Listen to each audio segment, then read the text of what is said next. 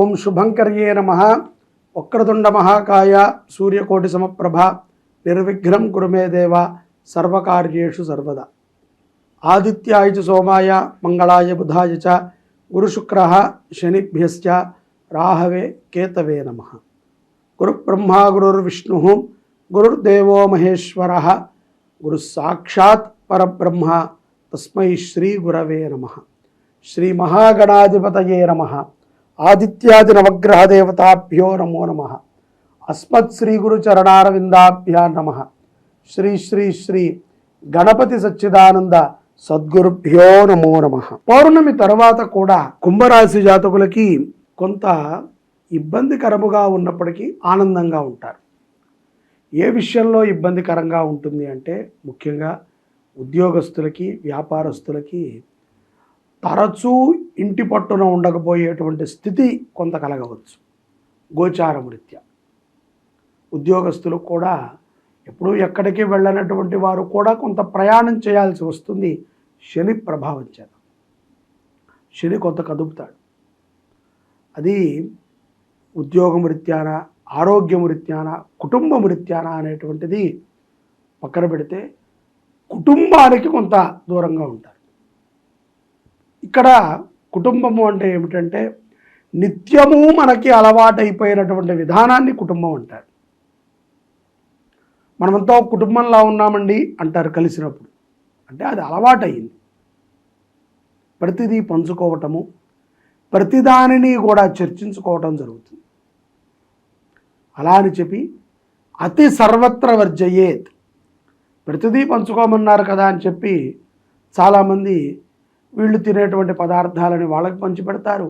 వీళ్ళు తింటున్నటువంటి పదార్థాన్ని కూడా ఎదుటివారికి పంచిపెడతారు. అది తప్పు. ఎదుటవారి ఎంగిలి తినేంత అర్హత ఏ స్త్రీకి కానీ పురుషుడికి కానీ ఉండదు. అంత సాన్నిధ్యము మనం చేయకూడదు. అది ఎప్పటికైనా ప్రమాదమే. మన పరిధిలో మనం ఉండాలి. పరిధి దాటి మనం వెళుతున్నప్పుడు మనము తెలుసుకోవాలి. పరిధి దాటి మనం వెళితే రేపు పొద్దున అటు నుంచి ఇటు రావడం చాలా కష్టం. కాబట్టి ఆదిలోనే మనము జాగ్రత్త పడటం అనేటువంటిది కుంభరాశి వారికి అవశ్యం. కాబట్టి మీ స్థితి ఏమిటి, మీ పరిస్థితి ఏమిటి అనే దానిని స్పష్టంగా మీరు ఆలోచన చేయాలి. ధనానికి ఎంగిలి ఉండదు, కానీ మనము తినేటువంటి పదార్థానికి ఎంగిలి ఉంటుంది. పదార్థము ఎదుటవారు తిన్నదానిని మనం తినటము అసందర్భం. మనం తిన్నది ఎదుటవారికి ఇవ్వటం కూడా అసందర్భమే, అమర్యాదే. కాబట్టి ఎంగిలి పదార్థాల ద్వారా కొన్ని సంబంధాలు మెరుగుపడతాయి, కొన్ని కుటుంబాలు చీరుకునిపోతాయి. మనం ఎప్పుడూ కూడా చాలా జాగ్రత్తగా ప్రయాణము చేయాల్సిందే. ప్రస్తుతం మనము ఉన్నటువంటి యుగము అలాంటిది, కలియుగం. చుట్టూ తప్పులు కనబడుతూ ఉంటాయి. ఆ తప్పులలో మనము నిజాయితీగా ఉండాలి. ఆ తప్పులని మనం అంటించుకోకుండా ప్రయాణం చేయాలి. అలా అని తప్పించుకుని తిరగకూడదు. ప్రయాణం చేయాల్సిందే, తప్పదు. కాబట్టి అన్యోన్య దాంపత్య జీవితంలో కూడా ఇది చాలా అవసరం. భార్యాభర్తలు చాలామంది రాగద్వేషాలకు వెళ్ళి కొట్లాట పెట్టుకుంటూ ఉంటారు. మా ఆయన గారు వద్దంటే కూడా వాళ్ళ మిత్రులతో ఇలా ఉన్నారు, నాకు నచ్చలేదు, అందుకని ఆయనని నేను మాట్లాడట్లేదు, ఆయనతో దూరంగా ఉంటున్నాను. డబ్బుకి డబ్బు ఖర్చు పెడుతున్నారు, సుఖము ఉండట్లేదు. ఎదురుగా ఒక మాటని మనం పట్టుకుని ప్రయాణం చేస్తున్నాం. కాబట్టి మర్యాదపూర్వకమైనటువంటి జీవనాన్ని కుంభరాశి వారు గడపాలి. శని ప్రభావము చేత అమర్యాదపూరితమైనటువంటి వ్యక్తులు కొంతమంది పరిచయం అయ్యి మన యొక్క స్థితిని దిగజార్చే విధంగా ఉంటారు. ఈ విషయాలలో కుంభరాశి జాతకులు చాలా జాగ్రత్త అవశ్యం. ఉద్యోగస్తులైన, వ్యాపారస్తులైన, అవివాహితులైన, వివాహితులైన చాలా జాగ్రత్తగా ఉండాలి. కొత్త పరిచయాలని పరిపూర్ణముగా నమ్మి బుట్టలో పడిపోకూడదు. ప్రతి వ్యక్తి కూడా మనకి మంచి చేస్తాడు అని నమ్మటము మన భ్రాంతి. ఒక్కొక్కసారి మన ఆప్తులు కూడా మనకి వెన్నుపోటు పొడిచేటువంటి సందర్భాలు ఉంటాయి. ఖరీదైన పత్రాలని ఎవరికి ఇవ్వకండి. ఎక్కడా కూడా మధ్యవర్తిత్వాన్ని కుంభరాశి వారు వహించవద్దు. అలా అని చెప్పి ఎవరో డబ్బు తీసుకుంటున్నారు, చైల్డ్హుడ్ ఫ్రెండ్ అండి, బాగా తెలుసు, మా ఇంటి పక్కనే ఉంటారు, చిన్నప్పటి నుంచి స్నేహం అండి అని చెప్పి మధ్యవర్తిత్వం ఉన్నట్లయితే ఆర్థికముగా కూడా మీరు ఇబ్బంది పడతారు. ఇవన్నీ కూడా శని పరమాత్మ మీకు ఇచ్చేటువంటి ఒక అనుభవాలు. వీటి నుంచి మనం బయటపడాలి అంటే మన ఇంద్రియాలు సక్రమంగా ఉండాలి, అత్యాశకి పోకూడదు, ధర్మబద్ధమైనటువంటి జీవనాన్ని గడపాలి. భార్య అడిగిందనో, పిల్లలు అడిగారనో, తల్లిదండ్రులు అడిగారనో, మీ ఇష్టులు అడిగారనో మనం ఏం చేస్తాం? అప్పు చేసో పప్పు చేసో వారికి కావాల్సిన దాన్ని మనం ఏర్పాటు చేస్తాం. కానీ భగవంతుడికి మనం ఏదైనా ఇవ్వాలి అంటే మనం ముందుగా జేబు తడుపుకుంటాం. మన దగ్గర ఉంటే ఇస్తాం, లేకపోతే లేదు, ఉంటే చేస్తాం, లేకపోతే లేదు అన్నట్టుగా ఉంటాం. అదే బంధువులో, ఆప్తులో, ఇష్టులో అడిగినప్పుడు ఎలా మనం తెచ్చి చేస్తున్నాం అని మనం ఆలోచన చేయాలి. కాబట్టి మన విధానాలని మనమే మార్చుకోవాలి. అటువంటి మార్పుకి జూన్ మాసము కుంభరాశి వారికి ఎంతో ఉపయుక్తమవుతుంది. దూరముగా ఉన్నప్పటికీ భార్యాభర్తల మధ్య ప్రేమ విశ్వాసాలు గాఢంగా ఉంటాయి. విద్యార్థులు కూడా చక్కటి చదువు మీద శ్రద్ధ పెట్టండి. ఏదో బాగా స్ట్రెస్ అయిపోయారని చెప్పి చాలామంది పిల్లల్ని నేను చూస్తున్నాను, సిగరెట్లు తాగటము కానీ, మందు తాగటము, పార్టీలు. ఇళ్లలో తల్లిదండ్రులు కూడా అలాగే ఉన్నారు. మొన్నంతా చదివాడండి, పొన్లేని ఒక వారం రోజులు తిరగనివ్వండి, తిన్నివ్వండి, పాడు చేస్తున్నారు. ఆ వారం రోజులు ఏ గురువు దగ్గర శుశ్రూషక పెట్టండి. ఆ వారం రోజులు ఏ దేవాలయముకో నిత్యము వెళ్ళటం నేర్పండి. ఆ వారం రోజులు ఏ స్తోత్రమో నేర్చుకోమని చెప్పండి. ఈ సమయం వెళ్ళిందంటే మళ్ళీ రాదు. కాలం చాలా విశేషమైనటువంటిది. చక్రము తిరిగింది అంటే మళ్ళీ తిరిగినప్పటికీ కూడా అదే కాలము రాదు. సమయం అది అయ్యి ఉంటుంది, కానీ కాలం అది కాదు, మార్పు ఉంటుంది. ఆ 12కి ఈ 12కి చాలా తేడా ఉంటుంది. కాబట్టి సమయం ఉండొచ్చు, ఆ సమయాన్ని సద్వినియోగపరచుకోవాలి విద్యార్థులు. వ్యాపారస్తులు కూడా తొందరపాటుతో వ్యాపారాల్లో ఎవరిని పడితే వారిని నమ్మి మీకు తెలిసినటువంటి రహస్యాలను చెప్పకండి. ఖరీదైన వస్తువులని విదేశాలలో ఉన్నటువంటి వారు జాగ్రత్తగా చూసుకోవాలి. స్వదేశానికి రావడంలో కానీ, విదేశంలో స్థిరమైనటువంటి వ్యాపారములు చేయటంలో కానీ మీకు ఉన్నటువంటి ఆసక్తిని మెరుగుపరుచుకునే విధంగా మీ జీవితం ఉండాలి. అంతే తప్ప డిపెండెంట్గా ఉండకూడదు. మనసుకి చికాకు అనిపించినప్పుడల్లా కూడా అన్నదానము చేయండి కుంభరాశి వారు, లేకపోతే అనారోగ్య పాలవుతారు. ఇక్కడ మీరు ఏ దానము ధర్మము మనం చేయకపోతే అనవసరంగా వైద్యులకి, లాయర్లకి ఇత్యాది వారికి మనం సమర్పణ చేయాలి. అలా అని చెప్పి అన్నదానం చేయమన్నాం కదా అని తిరుపతిలోనో శ్రీశైలంలోనో కాదు, మీ ఇంటి దగ్గర ఉన్న గుడికి చేయండి, మీకు తెలిసినటువంటి దేవాలయంలో చేయండి. ఎవరికి డబ్బు లేదో, ఎవరికి రోగముతో బాధపడుతున్నారో అటువంటి వారికి సహాయం చేయండి. తృణమో పణమో మీ సహాయం ద్వారా వారు అభివృద్ధి చెందుతారు, ఆనందం పొందుతారు. అంతే తప్ప నిండుకుండలో మనం పోసేటువంటి నీరు వృధాగానే పోతుంది. అదే ఏమీ లేనటువంటి గ్లాసులో మనం నీళ్లు పోస్తే ఒక వ్యక్తికి ఉపయోగపడుతుంది, అది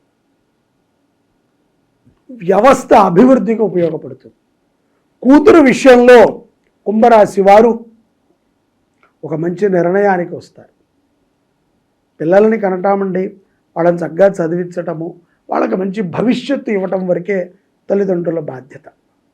ఆ తర్వాత తల్లిదండ్రుల యొక్క బాధ్యత పిల్లలు తీసుకోవాలి. చాలామంది వివాహ విషయంలో కానీ, సంతాన విషయంలో కానీ ఇప్పటికీ తల్లిదండ్రులు వెంటబడి చెప్తూనే ఉంటారు పిల్లలకి. అలా మనం చెప్తున్నంత కాలము కూడా ఏ తప్పు జరిగినా దానికి కారణము తల్లిదండ్రులే అని పిల్లలు నిందిస్తూ ఉంటారు. ఒకసారి వదిలితే వారు పరిగెత్తటం తెలుస్తుంది. ఆ పరిగెత్తటాన్ని మనం చూడొచ్చు. రక్షించటానికి ఉండాలి తప్ప భక్షించటానికి మనం ఉండకూడదు. కాబట్టి నిదానంగా పిల్లలకి జీవన విధానాన్ని నేర్పండి. అది మినిమం మన బాధ్యత. మనము మన పిల్లలకి చక్కటి సంస్కారాన్ని నేర్పినప్పుడే, వాళ్ళు ప్రయోజకులైనప్పుడే మన జీవితము ధన్యమవుతుంది. గ్రహములు కూడా మన ఏమీ చేయలేవు. అంతే తప్ప చెడు వ్యసనాలు, చాలామంది తండ్రితో తల్లులతో కూర్చొని ముందు కొట్టేవాళ్ళు ఉన్నారు, వాళ్ళతో తిరిగే వాళ్ళు ఉన్నారు. అటువంటి సమాజంలో మనం లేము. మనము భారతీయ సమాజంలో ఉన్నాం, సనాతన ధర్మంలో ఉన్నాం. క్షేత్రాలని అభివృద్ధి చేయండి. మీ ఇంటి పక్కన ఉన్నటువంటి గుళ్ళని అభివృద్ధి చేయండి. మీకు ఏదైనా చెడు ఆలోచన కలిగినప్పుడు పరమాత్మ మీద పెట్టి ఆయనకి మనం ఏం చేయగలమో చూడండి. సేవని చేయండి. సేవ ద్వారా ఎంతో లాభాన్ని పొందగలుగుతారు కుంభరాశి జాతకులు. పౌర్ణమి తర్వాత కూడా కొంత గ్రహస్థితి ప్రభావం చేత కొన్ని విషయాల యందు మెలకువలని తెలుసుకుంటారు. అలాగే సంఘములో గౌరవప్రదమైనటువంటి వ్యక్తులని కలుస్తారు. అనారోగ్యముల నుంచి పౌర్ణమి తర్వాత బయటపడతారు. క్షేత్రముల మీద అవగాహనని పెంచుకోండి. ఏదో వెళ్ళామంటే వెళ్ళాము, వచ్చామంటే వచ్చాం కాదు. పుస్తకం బాగా చదవండి. క్షేత్రం యొక్క చరిత్రని బాగా స్పష్టంగా చదువుకోండి. అలాగే కుటుంబంలో పెద్దలకి సహాయ సహకారాలు అందించండి. ఇటువంటి చిన్న పరిహారాలని కుంభరాశి వారు చేసుకుంటే ఎంతో ఆనందంగా ఉంటారు. ఒక ప్రమాదము మీ ప్రాణాలని కాపాడుతుంది. తద్వారా భగవంతుడి మీద నమ్మకం కలుగుతుంది. కోర్టు వ్యవహారాల యందు రాణించగలుగుతారు. కొన్ని అపజయాలు కూడా విజయ సంకేతములను మీకు చూపిస్తూ ఉంటాయి. పౌర్ణమి తరువాత కొన్ని సందర్భాల యందు మీకు తెలిసినటువంటి మెళకువలని మిత్రులతో పంచుకుంటూ ఉంటారు. ఒక దూరపు బంధువు మిమ్మల్ని ఆకర్షించటము, మీకు సహాయం అందించటము కూడా ఈ పౌర్ణమి తర్వాత జూన్ మాసములో కుంభరాశి వారికి జరుగుతుంది. విద్యార్థులు విద్యపైన శ్రద్ధ పెట్టండి. మీరు చదువుకోవాల్సినటువంటి ఈ యొక్క సత్సమయాన్ని చదువు మీద పెట్టండి. ఆటపాటలతో వృధా చేసుకోవద్దు. ఫోన్ చూసేటువంటి ప్రతి పిల్లలు కూడా ఒక సమయాన్ని పెట్టుకోండి. ఆ సమయం దాటిన తర్వాత దానికి మీరు లొంగొద్దు, దానిని మీరు ఆకర్షించవద్దు. కట్టి పక్కన పెట్టేయడమే. రేపు 10ంటికి చూడాలంటే రేపు 10ంటికి చూడటమే, అంతే. ఒక నియమాన్ని పెట్టుకోండి. అలా నియమాన్ని పెట్టుకోగలిగితే మీ జీవితంలో విద్యార్థులు ఎంతో ఆనందదాయకమైనటువంటి క్షణాలను గడుపుతారు. ఎన్నో గుర్తులు ఉంటాయి. కాబట్టి ఆరోగ్యం పట్ల, సంపద పట్ల శ్రద్ధని పెట్టండి. ముఖ్యంగా వృధా సంపదని ఖర్చు పెట్టకండి. ఇష్టానుసారంగా ఖర్చులు, ఇష్టానుసారంగా తిండ్లు తిని రోగగ్రస్తులు కాకండి. ఈ యొక్క మాసములో, జూన్ మాసములో కుంభరాశి వారు సుబ్రహ్మణ్య ఆరాధన ఎంతగానో ఉపయుక్తమవుతుంది. అన్నదానము ఎంతో గొప్ప ఫలితాన్ని కుంభరాశి వారికి అందిస్తుంది అని నేను భావిస్తున్నాను.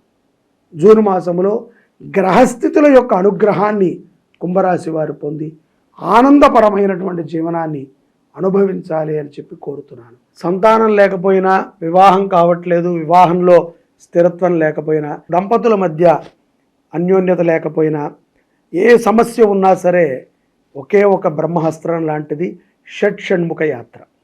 ఈ యొక్క షట్షణ్ముఖ క్షేత్రాలలో స్వామివారికి కళ్యాణము, గణపతి హోమము, అలాగే సుబ్రహ్మణ్య మూలమంత్ర హోమాన్ని మనం ఆచరణ చేస్తున్నాం. ఇది ఎంతో శక్తివంతమైనటువంటిది. ఏకకాలంలో మనము ఇన్ని క్షేత్రాలలో, ఈ 6 మురుగన క్షేత్రాలలో ఈ యొక్క కళ్యాణోత్సవాన్ని చేసుకుని తిరిగి మనము మన శుభంకరీ పీఠంలో మహాసర్పవల్లి దేవసేన సమేత సుబ్రహ్మణ్యేశ్వర స్వామి వారికి 7వ కళ్యాణాన్ని చేసి ఈ యొక్క యజ్ఞ ఫలితాన్ని సకల భక్తులకి, లోకానికి మనం అందిస్తాం. ఇది ఒక గొప్ప సదవకాశం. దీన్ని ఎప్పటికీ కూడా మనం విడిచిపెట్టకూడదు. ప్రతి ఒక్కరము కూడా షట్షణ్ముఖ క్షేత్రాలలో జరిగేటువంటి కళ్యాణోత్సవంలో పాల్గొని తరించండి.